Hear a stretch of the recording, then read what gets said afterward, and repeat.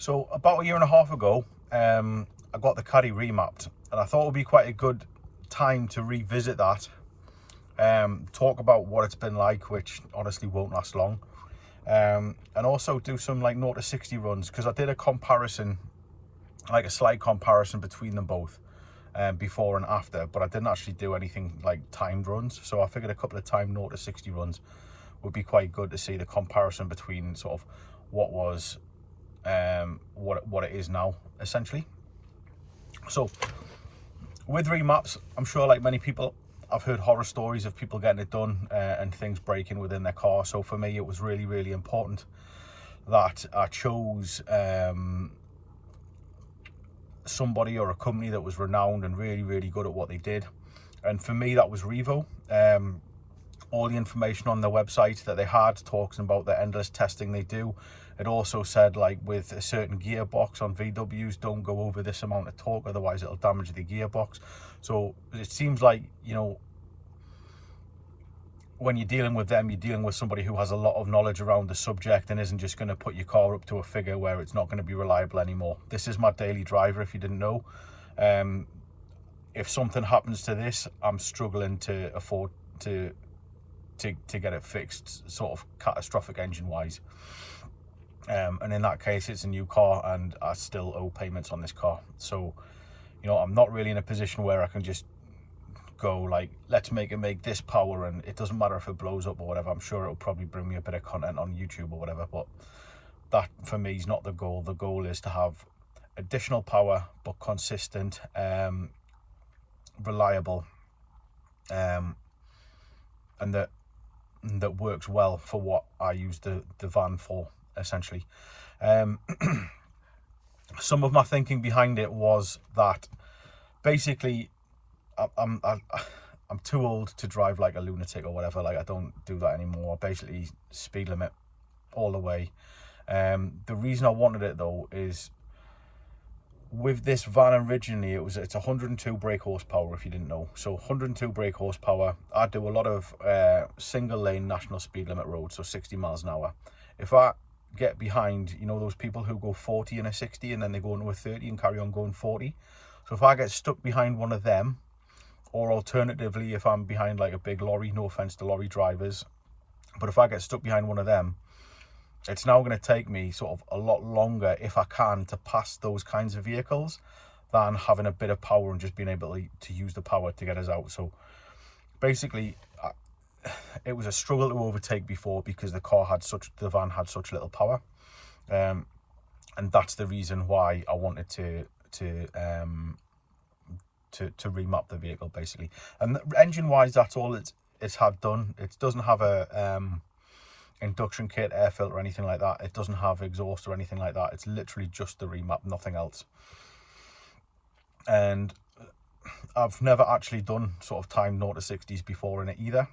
So like I said, I basically just drive the speed limit, accelerate up to the speed limit, not even sort of like as fast as I can, just drive like a normal driver, basically. I'm not trying to prove anything to anyone. I don't really care. But for the overtaking power, you know, I thought it would be nice to have. So anyway, yeah, that's why I got it. And I chose Revo because just reading through the website, the amount of information they give and everything like that, I just thought this seems like a trustworthy, reliable company. If I want it taken out, I believe I can just go back to them and they'll take it out free of charge. They also have other options. It's like a controller that I plug in and it can put the car back down to standard power, or alternatively it can detach the accelerator as well. So they're basically called anti-theft. So if somebody does try to steal the van, the accelerator, if it's got that turned on, won't work for them at all. So yeah, really good company. Probably a bit more expensive, but you can see why when you're reading through the website that you're getting what you pay for. So problems and issues I've had with the vehicle, and effect that it's had on the fuel economy as well. Really, really quick and simple. Nothing at all has gone wrong with the vehicle since, with the van, since I've had the remap. Like, no engine management lights, no other lights. It's like nothing at all. Like, it is literally like it came from from Volkswagen like this. It's been serviced since. It's had an MOT since. It's like there's literally nothing different about it at all. Like there is literally nothing more to say on the subject. It's worked every single time. I've had no issues with anything on it. So yeah, that's literally all I have to say on the subject. It's perfect, works every time, nothing's gone wrong, no engine management lights, no nothing. It just works. Fuel economy, this is just exactly what I said in the original video. If I'm just driving normally and just taking my time and not trying to floor it and everything like that, it's exactly the same pretty much as it was before. Like, it's not noticeable. Like, I'm not good, and I'm not really the kind of person who's going to start sitting there figuring out miles to gallon and shit like that. So that's just not me. But basically, from how much I put in to how far I go, I know roughly in my head. And so, like, obviously really rough calculation. If I'm just driving normally, as I do, there literally is no difference between what it was like previously with 102 horsepower and what it is like now. Just as economical as it was.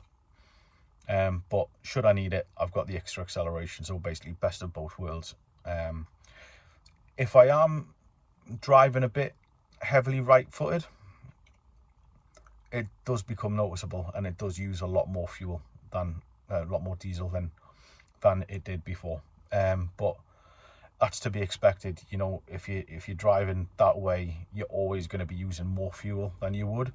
So literally, you know, if you start spanking it, it's going to start drinking it.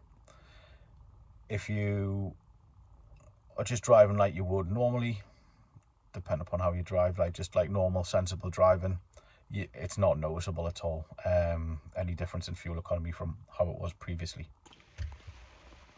So the van that this is the 2-litre TDI. I think it's called the C20 Blue Motion, basically 102 horsepower. So according to Auto Trader, its standard 0 to 60 time as a panel van is 12 seconds dead. So that's the base point that we're starting from.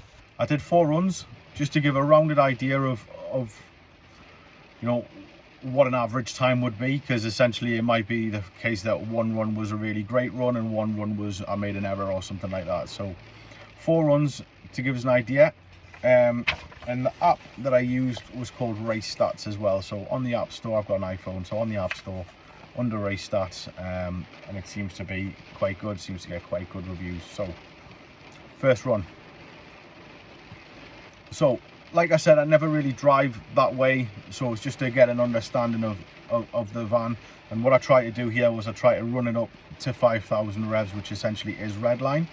Now basically on the van, when it gets to just above 4,000, it feels like the power tries to die off. So what I think I did basically was left it in gear too long before changing, and that's brought us in with a time of 10.07 seconds. So I mean, still 2 seconds above the standard 0 to 60, which I would say is actually just, even that in itself for a remap would be a fantastic increase. But yeah, like I said, I felt I left it in gear too long, so we went on to the second run. Now the second run, I would say, essentially was like the perfect run. I changed gear when I felt like I should. Got a good start and everything like that, so I thought that run went really good. That one came in at 9.16 seconds. Obviously, like I said, we're doing 4 runs to get a rounded idea here, just for ideas of variances and things like that. So 9.16, so that's the record so far. So that's essentially nearly 3 seconds faster than what the standard Caddy is. Run 3. Little error here. Basically what I would say is I changed out the first gear a little bit too early, and it bogged down slightly in second, and I think that's what cost me the time, because this one did come in a little bit slower, and this one came in at 9.56 seconds, so still, like, you know, massively ahead of where the standard 0 to 60 time is, and still sort of really impressive for the remap that I had. And now the final run. So final run again, Can't really pick any faults with it or anything like that. Went all pretty well. And this one came in at 9.29, so more realistic to what the first one was at 9.16. So yeah, essentially I would say if you average those out, discounting the first one, you're probably looking at about 9.25 seconds 0 to 60 for the van. It's probably the last time I'm ever going to drive it like that. Just like I said, not really my thing at all. Like, I like having the acceleration and the additional power should I need it, but in all honesty, unless I need it, I never really like want to use it or anything like that. So if you've had your van remapped, let me know how you found it, if there was a big difference to the acceleration, if not, what you would do differently if you were in that situation again, and see if we can get something going in the comments. Until then, I'll see you next week for my next video. See you soon. Bye.